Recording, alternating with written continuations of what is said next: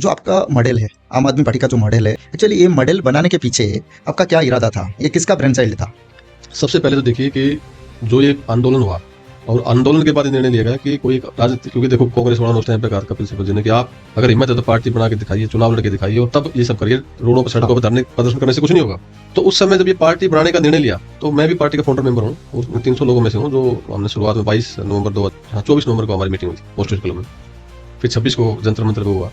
तो जब ये निर्णय लिया तो सोचा गया कि एक ऐसी पार्टी बनाई जाए जिससे लोग को जेन्युइनली मदद कर सके, तो इसलिए इसका नाम भी आम आदमी पार्टी रखा कि आम आदमी की पार्टी। हाँ। फिर चुनाव निशान की बारी आई कि चुनाव निशान क्या लिया जाए। तो मुझे याद है जब ये चर्चाएं चल रही थी तो उसमें ये आया कि जो गंदगी है उसको साफ करना है, और साफ करने के लिए सबसे पवित्र चीज जो है वो झाड़ू है। तो झाड़ू का निशान चुना, और सबसे ज्यादा जो बड़े शहरों में जो लोग सफर करते हैं वो लोग करते हैं गरीब लोग, हाँ। झुग्गी झोपड़ी में रहने वाले लोग, SC ST समुदाय के लोग, प्रवासी लोग।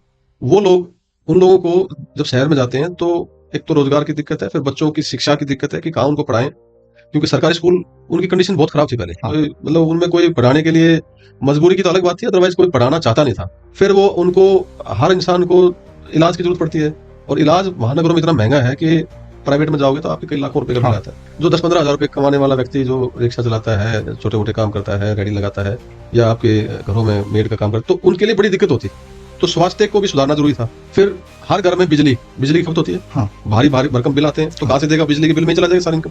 तो बिजली मुफ्त करने की योजना बनाई।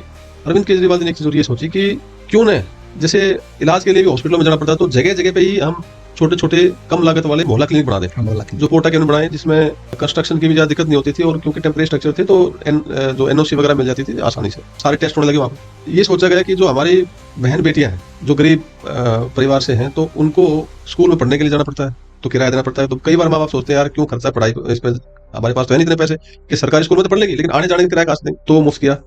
महिलाएं नौकरी करती थी गरीब परिवार से या मध्यम परिवार से, जो जिनको दूर जाना पड़ता था, 50-100 रुपए एक साइड का किराया लगे, 50-100, तो अगर आपको 15-20 हजार किराया मतलब तनख्वाह मिलती है, जब 4-5 हजार किराया निकल जाए तो बहुत भारी उस पर बोझ पड़ता था।